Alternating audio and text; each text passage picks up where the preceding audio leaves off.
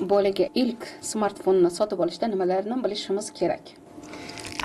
Bolalarga shaxsiy smartfonni umuman olganda, kстати, Rayhon opa, men o'zi smartfonni o'ziga biz masalan bermaganmiz.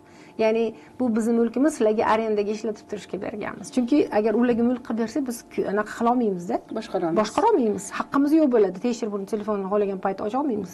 Endi lekin siz mutaxassis sifatida shunaqasi, lekin aksar ota-onalar bolalarga telefon sovg'a qilishadi. Endi sovg'a qilsa, demak, bola уже anaqa tekshirmam, ya'ni shaxsiy mulkim, mana bo'ldi, telefoningni olib qo'yaman desa, nohaqlik his qiladi-da.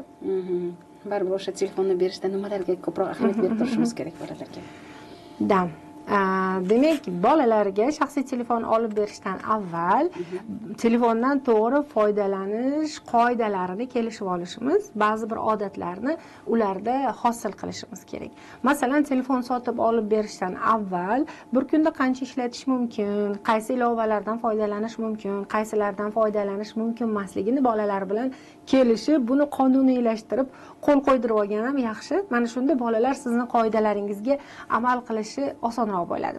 Va yana ota-onalardan talab qilinadigan narsa, kelishilgan qoidaga amal qilishni avvalgi 2 oyda qat'iy talab qilish. Masalan, ota-ona bo'ldi, faqat 2 soat telefondan foydalanasan deb talab qilsa-yu, lekin o'zi nazorat qilmasa, masalan, bola 2 soatmi, 3 soatmi foydalandi, aldashiga imkoniyat beradigan bo'lsa, albatta bu qoidalar ish bermaydi. Shuning uchun ham demak, bu qoidalarga amal qilishga o'zimizni ham nazorat qilishini toqatimiz yetadigan holatda bo'lishimiz kerak.